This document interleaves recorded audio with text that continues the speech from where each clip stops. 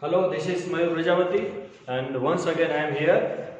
Today our English grammar topic is perfect present tense. Okay, પૂર્ણ વર્તમાન કાળ. આપણા મનમાં ઘણા બધા પ્રશ્નો એ પણ થાય કે અત્યાર સુધી આપણે ટેન્સીસ શીખી રહ્યા છે.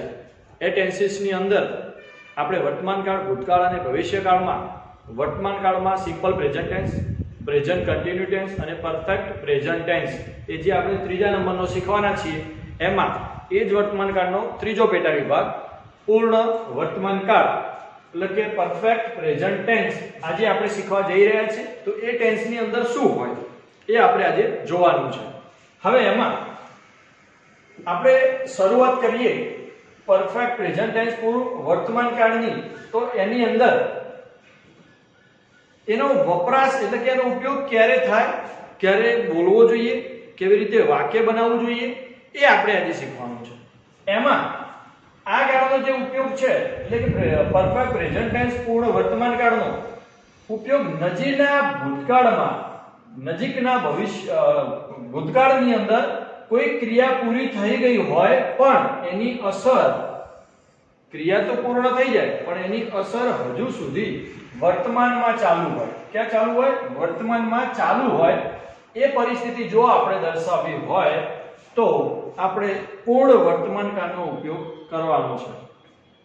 હવે આ કાળના ગુજરાતી વાક્યને છેડે લીધું છે, દીધું છે, નાખ્યું છે, ગયા છે, આ શબ્દો જોવા મળશે એટલે તમારે ખ્યાલ આવી જશે કે અહીંયા પૂર્ણ વર્તમાન કાળ પરફેક્ટ પ્રેઝન્ટ ટેન્સનો ઉપયોગ થયો છે એવું આપણને ખ્યાલ આવી જશે.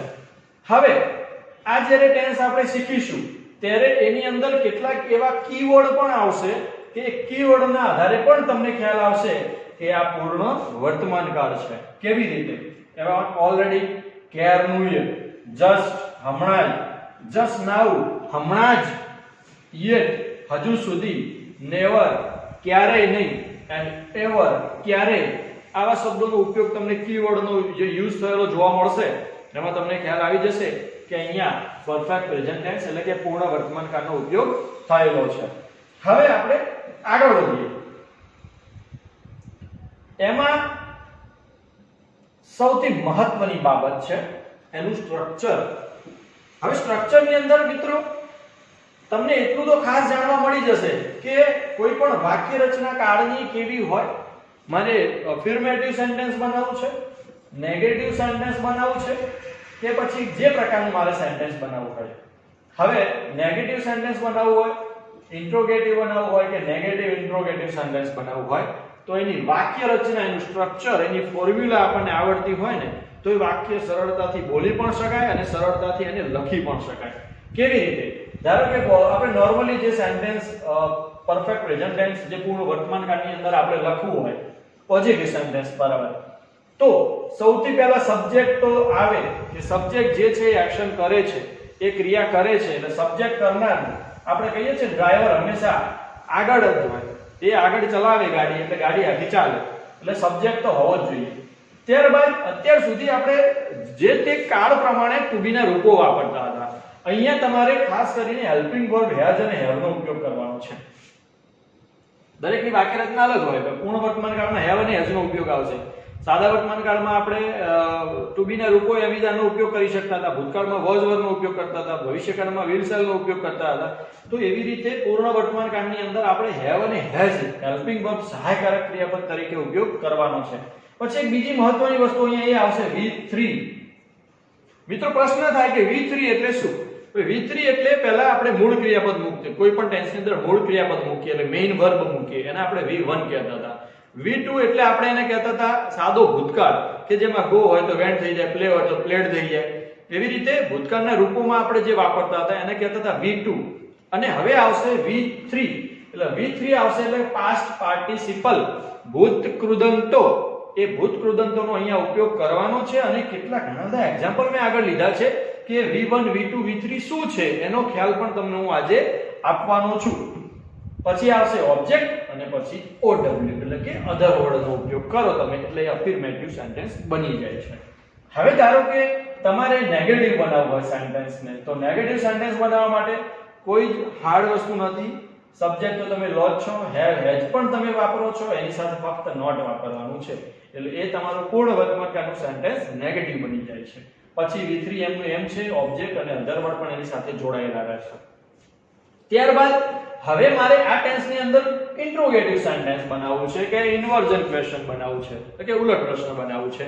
તો એ ઇન્ટ્રોગેટિવ સેન્ટેન્સ બનાવવા માટે એમાં WH ક્વેશ્ચનનો પણ તમે સમાવેશ કરી શકો છો. એના માટે વાક્યની શરૂઆતમાં તમારે હેવ હેજ મૂકી દેવાનું છે, આગળ જતું રહે છે અને સબ્જેક્ટ પાછળ આવતો રહે છે. પછી સબ્જેક્ટ મૂકી દો, પછી V3 મૂકી દો, પછી ઓબ્જેક્ટ અને અધર વર્ડ જેમ છે અને છેલ્લે ક્વેશ્ચન માર્ક મૂકી દો, એટલે એ તમારું પ્રશ્ન વાક્ય બની જશે. એટલે અહીંયા મેં તમને હેલ્પિંગ વર્બ થી આપણે હેવ હેજ થી ઉલટ પ્રશ્ન બનાવવાનું શીખ્યું છે. એવી જ રીતે WH ક્વેશ્ચનનો પણ ઉપયોગ કરી અને તમે પ્રશ્ન વાક્ય બનાવી શકો અને એ WH ક્વેશ્ચન પણ આપણે આગળ જોવાના છીએ. અને નેગેટિવ ઇન્ટ્રોગેટિવ પણ બને કે હંમેશા આપણે પ્રશ્ન પોઝિટિવલી પૂછીએ એવું જરૂરી નથી હોતું, પણ એ ઇન્ટ્રોગેટિવ સેન્ટેન્સની અંદર તમે નેગેટિવ ક્વેશ્ચન પણ હોઈ શકે છે. તો એ નેગેટિવ ક્વેશ્ચન હોય તો તમારે have has same to same ઉપર પ્રમાણે લેવાનું. આ ઇન્ટ્રોગેટિવ છે અને નેગેટિવ ઇન્ટ્રોગેટિવ છે. આમાં પ્રશ્ન પૂછીએ આપણે પોઝિટિવલી ને આપણે પ્રશ્ન પૂછીએ નેગેટિવલી, એટલે એમાં નકાર વાક્ય પ્રશ્ન વાક્ય તરીકે આપણે લેવાનું છે. તો હેવ હેજ એમ જ આવશે, સબ્જેક્ટ પણ એના સ્થાને આવશે, ફક્ત નોટ યુઝ કરી લેવાનું છે. નોટ યુઝ કર્યા પછી V3 ઓબ્જેક્ટ અને OW એની સાથે જેમ છે એમાં જોડાયેલા રહેશે અને છેલ્લે ક્વેશ્ચન માર્ક તમે કરો, એટલે એ બની જાય છે નેગેટિવ ઇન્ટ્રોગેટિવ. બરાબર છે મિત્રો? હવે આ જે વાક્યો મેં તમને જોયા અથવા જે સ્ટ્રક્ચર મેં તમને કહ્યું એમ હકાર, નકાર, પ્રશ્નાર્થ અને નકાર પ્રશ્નાર્થ એમ ચારે પ્રકારે તમે જોઈ શકો છો. એક નોર્મલી કેટલાક બેઝિકલી ઇન્ફોર્મેશન હું તમને એક્ઝામ્પલ્સ છે એ તમને સમજાવીશ, પછી આપણે એને સ્ટ્રક્ચર બાય સ્ટ્રક્ચર જોઈશું. તો એ જોવું છે આપણે કે જે સેન્ટેન્સ મેં તમને કહ્યા ચાર પ્રકારના, એ ચાર પ્રકારના સેન્ટેન્સને પૂર્ણ વર્તમાનકાળની અંદર કેવી રીતે બનાવી શકાય અને કેવી રીતે બોલી શકાય. તો આપણે કેટલાક એક્ઝામ્પલ જોઈશું એટલે તમને એનો ખ્યાલ આવશે. મિત્રો અહીંયા કેટલાક એક્ઝામ્પલ આપેલા છે, એ એક્ઝામ્પલ આપણે બોલીશું એટલે આપણને એનો ખ્યાલ આવશે. જો જે સ્ટ્રક્ચર હતું એ સ્ટ્રક્ચરનું હું તમને PDF પણ આખી મોકલવાનું છું, PDF માં પણ તમે જોઈ લેજો. જે સ્ટ્રક્ચર આપણે બોલ્યા છે ને એ સ્ટ્રક્ચર પ્રમાણે જ સેન્ટેન્સ બનેલા છે. જો પહેલું સેન્ટેન્સ છે I have visited the Taj Mahal. હવે અહીંયા સબ્જેક્ટ કોણ છે? I. એની સાથે have જોડાયેલો છે. આપણે have અને has મૂકી દો. પહેલા પણ આપણે ટુ have ના રૂપો જે શીખેલા છે એમાં પુરુષ અને વચન પ્રમાણે have અને has નો ઉપયોગ ક્યાં થાય એ પણ આપણે વિડિયોની અંદર બતાવેલું છે, એટલે તમે એ જોવા માટે પણ ફરી એકવાર જોઈ લેજો have અને has ક્યારે વપરાય. એ માટે પણ તમારે આ જે ચેનલ છે સબસ્ક્રાઇબ કરશો એટલે આગળના વિડિયો પણ તમને જોવા મળશે. એટલે એ જોઈને પછી તમે જો have has વાળો વિડિયો જોઈને આ જોશો તો તમે સરળતાથી ખ્યાલ આવશે કે મારે have ક્યાં મૂકવાનું છે અને has ક્યાં મૂકવાનું છે. બરાબર? I સાથે have આવશે, પછી V3 છે. હવે તમને એવું થાય કે સર વિઝિટેડ તો આપણે V2 માં લેતા હતા ભૂતકાળની અંદર, પાછું V3 માં કેવી રીતે આવ્યું? તો નિયમ પ્રમાણે આપણે મૂકવાના હોય છે. તો નિયમ શું છે એ હજુ હું તમને આ એક્ઝામ્પલ સમજાવું ને પછી નિયમ વાઇઝ તમને સમજાવીશ કે V1 આ V2 છે અને V3 છે. એટલે અહીંયા અત્યારે આપણે એક્ઝામ્પલ સમજી લઈએ. અને ધ તાજમહલ, તો ઓબ્જેક્ટ ની અંદર આપણે તાજમહલ લીધેલું છે. મેં તાજમહલની મુલાકાત લીધી છે.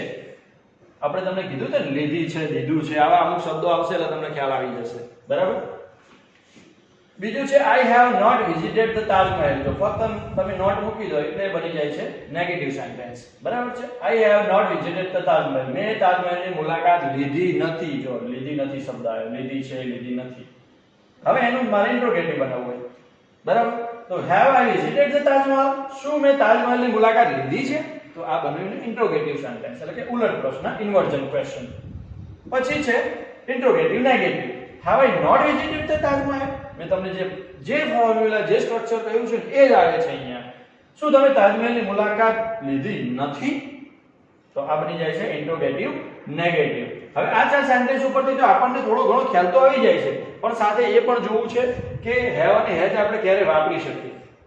કરતા જો I, we, you અને they અને જો કોઈ બહુવચન હોય કર્તામાં તો સહાયકારક ક્રિયાપદ તરીકે તમારે have જ વાપરવાનું છે.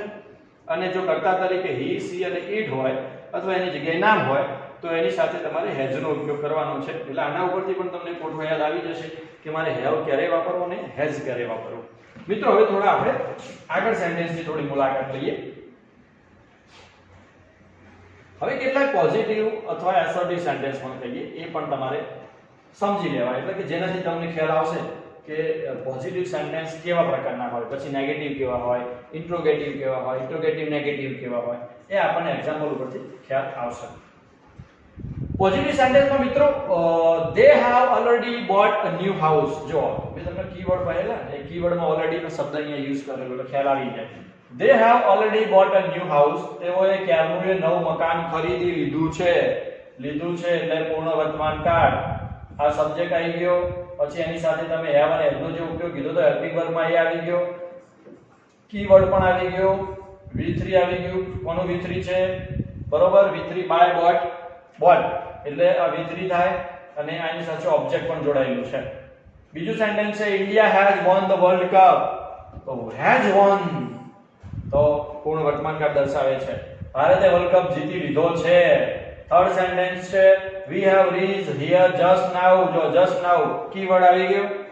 we have reached here just now અમે હજુ હમણાં જ અહીંયા પહોંચ્યા છીએ. એટલે જે ક્રિયા ભૂતકાળમાં બની ચૂકી છે પણ એની અસર વર્તમાન કાળમાં હજુ ચાલુ છે એ દર્શાવવા આપણે પૂર્ણ વર્તમાન કાળ પરફેક્ટ પ્રેઝન્ટ ટેન્સ નો ઉપયોગ કરીએ છીએ. she has just taken a medicine. જો just તેણીએ હમણાં જ દવા લીધી છે. લીધી છે શબ્દ ખ્યાલ આવે છે બરાબર. પછી સિક્સ સેન્ટેન્સ છે Raj has thanked his friend for help. તો has thanked રાજે મદદ માટે તેના મિત્રોનો આભાર માની લીધો છે. તો લીધો છે શબ્દ આવી જાય છે. Sentence number 7 we have already completed our work. અમે ક્યારનું અમારું કામ પૂર્ણ કરી દીધું છે. તો દીધું છે શબ્દ આવી ગયો. લીધો છે, દીધું છે, નાખ્યા છે, મેળવી છે, લીધું છે. જો 8 sentence earth has broken Hirwa's all toys. earth હિરવાના બધા જ રમકડા તોડી નાખ્યા છે. પછી 9મું સેન્ટેન્સ છે he has just got his watch. તેને તેની ઘડિયાળ હમણાં જ મેળવી છે. તો જે હમણાં શબ્દ છે એ તમને ખબર પડી જાય કે પરફેક્ટ પ્રેઝન્ટ ટેન્સ પૂર્ણ વર્તમાન કાળ દર્શાવે છે. ત્યારબાદ number 10 I have already seen this movie. તો have ની સાથે ઓલરેડી આપણે શબ્દ ઓલરેડી કીવર્ડમાં જોયેલો હતો અને see so seen આ V3 છે. this movie મેં ક્યારનું આ ફિલ્મ જોઈ લીધું છે.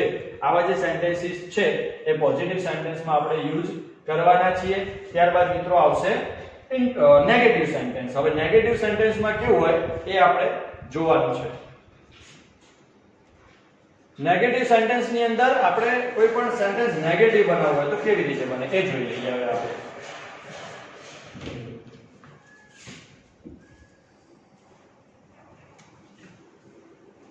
ફર્સ્ટ સેન્ટેન્સ લઈએ. આપણે પોઝિટિવ સેન્ટેન્સ ઉપર જેવી નેગેટિવ સેન્ટેન્સ ઉપર નકાર વાક્ય બનાવવું છે. I have never શબ્દ આવે એટલે નેગેટિવ કહેવાય. તમે નોટ પણ વાપરી શકો, નેવર પણ વાપરી શકો. I have never got the first number yet. yet એ પણ કીવર્ડ છે. મેં હજુ સુધી ક્યારે પ્રથમ નંબર મેળવ્યો નથી. તો મેળવ્યો છે, મેળવી લીધો છે તો એ બધા પોઝિટિવ છે. હવે મેળવ્યો નથી એટલે એ થઈ જાય છે perfect present tense. Number 2 we have not bought anything from Flipkart. અમે ફ્લિપકાર્ટમાંથી કાંઈ ખરીદ્યું નથી. તો એ નેગેટિવ સેન્ટેન્સ બને છે. Third he has not opened an account with bank. તેણે બેંકમાં ખાતું ખોલાવ્યું નથી. એટલે નેગેટિવ સેન્ટેન્સની ભૂતકાળની અસર વર્તમાનમાં હજુ પણ જોવાઈ રહી છે. they have not resigned from the job. તેઓએ નોકરીમાંથી રાજીનામું આપ્યું નથી. Number 5 Seema has not invited to Meena yet. yet શબ્દ આવી જાય પણ સીમાએ હજુ સુધી મીનાને આમંત્રણ આપ્યું નથી. નેગેટિવ સેન્ટેન્સનો ખ્યાલ આવે. Alpesh sir has not taken breakfast yet. Alpesh સરે હજુ સુધી સવારનો નાસ્તો કર્યો નથી. એટલે બ્રેકફાસ્ટમાં તમે સવારનો નાસ્તો આપણે કહેતા હોઈએ છીએ. કાવ્ય has never visited zoo. કાવ્યએ ક્યારે પ્રાણી સંગ્રહાલયની મુલાકાત લીધી નથી. Negative sentence. 8 number I have never gone America. હું ક્યારે અમેરિકા ગઈ નથી. Sentence number 9 Riya has not solved sums yet. રિયાએ હજુ સુધી દાખલા ઉકેલ્યા નથી. and last Dhvani has not written essay yet. ધ્વની હજુ સુધી નિબંધ લખ્યો નથી. તો આ બધા સેન્ટેન્સીસ મિત્રો છે negative sentence perfect present tense પૂર્ણ વર્તમાન કાળ.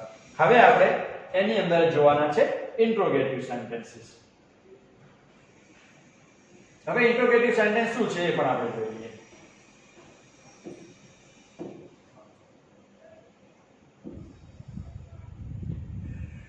ઇન્ટ્રોગેટિવ એટલે આપણે એને કહીએ છીએ પ્રશ્ન વાક્ય.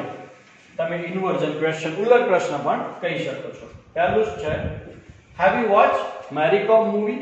તો જો વાક્યની શરૂઆતમાં હેલ્પિંગ વર્બ આવી જાય, પછી સબ્જેક્ટ આવી જાય, પછી એનું V3 આવી જાય, બરોબર. પછી ઓબ્જેક્ટના સ્થાનમાં તમે જે આ લઈ ઓબ્જેક્ટ અધર વર્ડમાં જે લો છો એ, બરાબર છે, એ અહીંયા તમે જોઈ શકો છો. શું તમે મેરી કોમ ફિલ્મ જોયું છે? જોયું છે. Sentence 2 has he kept science. શું તેણે સાયન્સ રાખ્યું છે? એટલે હેઝ આવી જાય. હેલ્પિંગ વર્બમાં ઇન્વર્ઝન ક્વેશ્ચનમાં આપણે હેલ્પિંગ વર્બ પહેલા લઈ લીધું, પછી સબ્જેક્ટ V3 અને ઓબ્જેક્ટ, બરાબર છે. Third number have shopkeepers oppose the rules. શું દુકાનદારોએ નિયમોનો વિરોધ કર્યો છે? કર્યો છે, રાખ્યું છે, જોયું છે, નાખી છે, મેળવ્યો છે. સેન્ટેન્સ ઉપરથી ઘણો બધો ખ્યાલ આવશે તમને. Has he torn your book. શું તેણે તમારી બુક ફાડી નાખી છે? Have we receive email. શું આપણે ઈમેલ મેળવ્યો છે? Have you ever taken loan from bank. શું તમે બેંકમાંથી ક્યારે લોન લીધી છે? Have you ever tasted bitter gourd. શું તમે ક્યારે કારેલું ચાખ્યું છે? Has she worn red dress. શું તેણીએ લાલ ડ્રેસ પહેર્યો છે? Have doctors finish their operation. શું ડોક્ટરોએ તેઓનું ઓપરેશન પૂરું કરી દીધું છે? And has the train left the station. શું ટ્રેને સ્ટેશન છોડી દીધું છે? તો આની અંદર પણ લીધી છે, ચાખ્યું છે, પહેર્યો છે, દીધું છે. આ બધા વર્ડ ઉપરથી ખ્યાલ આવે છે કે અહીંયા આપણે પૂર્ણ વર્તમાન કાળ પરફેક્ટ પ્રેઝન્ટ ટેન્સ નો યુઝ થયો છે. હવે જે પણ સેન્ટેન્સીસ આપણે શીખેલા છે એમાં તમને મેં જે V3 ની વાત કરી હતી કે V3 શું છે, એ V3 આપણે જોઈએ એટલે ખ્યાલ તરત આવશે કે હા આ V3 છે અને મારે તૈયાર કરવા પડશે. તૈયાર આપણે V3 ન આવડે તો તમને પૂર્ણ વર્તમાન કાળ ન આવડે, એટલે V3 શીખવા જરૂરી છે. જેટલા V1 અને V2 આવડવા જરૂરી છે એટલા V3 પણ આવડવા જરૂરી છે. કેવી રીતે? જો મિત્રો, પહેલું આપણે આને V1, V2 અને V3 રીતે ડિવાઈડ કરવાનું છે. હવે જે આ V1 છે ને બધા મેઈન મુખ્ય રૂપો છે, ક્રિયાપદના મૂળ રૂપો છે. જે પાસ્ટ ટેન્સના રૂપો છે એને આપણે V2 કહીએ છીએ, ભૂતકાળના રૂપો છે. અને જે ભૂતકૃત પાસ્ટ પાર્ટિસિપલ છે એ V3 છે. જે V3 નો ઉપયોગ આપણે અહીંયા એક્શન વર્ડ તરીકે આ ટેન્સની અંદર કરી રહ્યા છીએ એ જોવાના. એટલે આપણે જે વાપર્યા છે ને બધા આવશે. એટલે આ આપણને આવડવા જરૂરી છે જેટલા બંને આવડવા, બરાબર. પહેલું સેન્ટેન્સ ટુ બ્રિંગ એટલે લાવવું, બ્રોટ લાવ્યો અને બ્રોટ એટલે લાવેલો. જોજો ત્રણેયની વાક્ય રચના સાથે તમે મેચ કરો. બિલ્ડ બાંધવું, ભૂતકાળમાં એને બિલ્ડ બાંધ્યો અને V3 માં એને બિલ્ડ બાંધેલો. ઘણા એવું હશે કે V1 કરતા V2 અને V3 સેમ હશે, ઘણી વખતમાં ત્રણેય સેમ હશે. એટલે નિયમ પ્રમાણે અલગ અલગ આવશે. જો તમે રૂલ શીખશો નિયમો એટલે તમને ખ્યાલ આવશે, બરાબર. તો આ ભૂતકાળના રૂપો જે છે એના જેવા ભૂતકૃદંતના રૂપો છે, એટલે કે આ ભૂતકાળના રૂપો છે એ જ ભૂતકૃદંત પણ એ જ છે. એટલે બંને તમને સરખા જ આવશે, એ બધા જોજો તમે. આ નિયમ એ કેવો છે.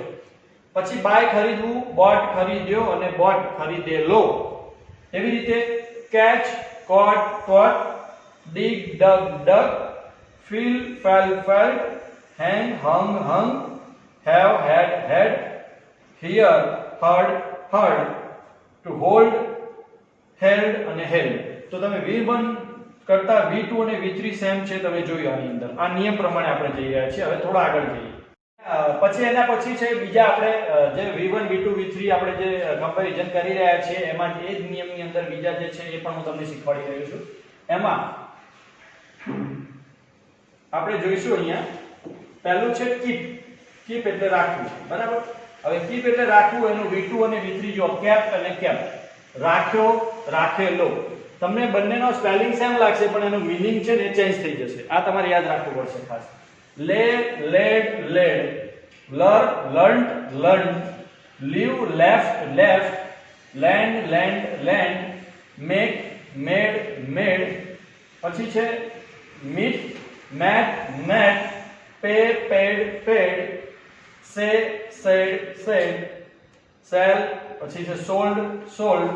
ત્યારબાદ છે send sent sent એટલે મોકલવું, મોકલ્યો, મોકલેલો. sweep swept swept, teach taught taught એટલે ભૂતકાળમાં આ કહીએ છીએ અને past participle ભૂતકૃદંતમાં આપણે આ કહીશું. V1 V2 અને V3. tell, told, told. પછી આગળ win, won અને won. હવે આ જે હતો કોમન એ પહેલો નિયમ કે ભાઈ જેમાં V2 અને V3 સેમ હોય છે એ ની શીખ્યા. હવે આગળનો નિયમ શું કહેવા માંગે છે જોઈએ. હવે આની અંદર તમે જોશો ક્રિયાપદના મૂળ રૂપમાં I નો a શું થશે? I નો a કરશો ને એટલે અથવા ભૂતકાળનું રૂપ બને પણ I નો અહીંયા u કરી દેશો તો ભૂતકૃદંત બની જશે. એટલે અહીંયા બે નિયમ કે I નો a કરી દો એટલે ભૂતકાળ બને અને I નો u કરી દો એટલે ભૂતકૃદંત બને. એટલે પહેલા I નો a કરવાથી V2 બનશે અને I નો u કરવાથી V3 બનશે. કેવી રીતે જો અહીંયા આપણે શરૂઆત કરીએ તો to begin તો અહીંયા I નો a થઈ ગયો began એટલે ભૂતકાળ અને અહીંયા I નો u થઈ ગયો એટલે begun એટલે begin એટલે શરૂ કરવું, began એટલે શરૂ કર્યો અને begun એટલે શરૂ કરેલો એવા અર્થમાં. બીજું છે drink, drank અને drunk. તો આની અંદર I નો a થાય છે અને આની અંદર I નો u થાય છે. તો આ નિયમ પ્રમાણે આ બંનેનો ઉપયોગ તમે પણ જોઈ શકો. પછી છે આમાં ring નો rang અને rang પછી એનું V3 થાય છે રંગ. sing, sang, sung. તો V1 V2 V3. તો અહીંયા મેઇન ક્રિયાપદ ભૂતકાળ અને પાસ્ટ પાર્ટિસિપલ ભૂતકૃદંત. V1 V2 અને V3. હવે ક્રિયાપદના મૂળ રૂપ જેવા જ ભૂતકૃદંતના રૂપો પણ હોય એટલે એમાં કેવી રીતે જો એ નિયમ પણ શીખવા જેવો છે. કેવી રીતે જો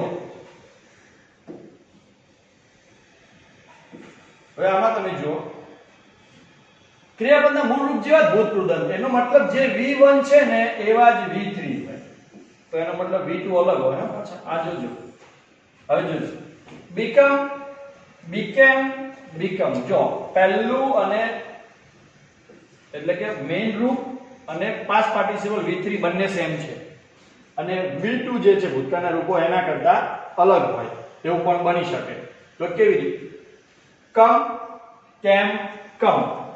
run, ran, run. meaning દોડવું, દોડ્યો, દોડેલો. તો એની અંદર તમે જોઈએ પ્રમાણે V1 અને V3 સેમ છે. ત્યારબાદ ચોથા નંબરનો નિયમ શું કહેવા માંગે છે? આ પણ નિયમ જાણવા જેવો છે. બસ આપણે ભૂતકાળના જે રૂપો છે અને V3 છે તૈયાર કરવા પડે. મૂળ રૂપ, ભૂતકાળનું રૂપ અને ભૂતકૃદંત ત્રણેયના રૂપ સરખા હશે. જો કોષ્ટથી આપણે શરૂઆત કરીએ. Cost, cost, cost. મીનિંગ કિંમત થવી, કિંમત થઈ, કિંમત થયેલી. Cut, cut, cut. કાપવું, કાપ્યો, કાપેલું. ત્રણેયના સ્પેલિંગ સેમ પણ મીનિંગ ત્રણેયના અલગ. એ આપણે આ નિયમની અંદર જોઈ શકીએ છીએ. Hit, hit, hit. Hurt, hurt, hurt. Let, let, let. Put, put, put. Read, read, read. Set, set, set. Shirt, shirt અને શર્ટ. હજુ પણ એક સેન્ટેન્સ નીચે છે બીજા આપણે જોઈ લઈએ. જો આની અંદર છે શર્ટ, શર્ટ અને શર્ટ. સ્પ્લિટ, સ્પ્લિટ અને સ્પ્લિટ અને સ્પ્રેડ, સ્પ્રેડ અને સ્પ્રેડ. ત્રણેયના મીનિંગ અલગ. ફેલાવવું, ફેલાવ્યું અને ફેલાયેલો. તો મિત્રો આના ઉપરથી તમને આ નિયમ ઉપરથી ખ્યાલ આવશે કે ભાઈ V3 શીખવા એના નિયમો શીખવા જરૂરી છે અને રૂપો પણ તૈયાર કરવા જરૂરી છે અને સાથે સાથે આપણે એ પણ નથી ભૂલવાનું કે આ જે નિયમો છે એ જ પૂર્ણ વર્તમાનકાળની અંદર ઉપયોગમાં થશે એટલે એ જાણવા અને શીખવા એટલા જ જરૂરી છે કે જેટલા V1 અને V2 તમને આવડે એટલા V3 પણ આવડવા જોઈએ. નિયમો એ પૂરા નથી થતા મિત્રો. નિયમો થોડા બાકી છે એ આપણે આના પછીના નેક્સ્ટ પાર્ટની અંદર થોડા નિયમોને થોડું યાદ રાખવા આપણે શીખી લઈશું એટલે આપણો આ જે ટેન્સ છે એ આપણને યાદ ફરી રહી જશે. Thank you.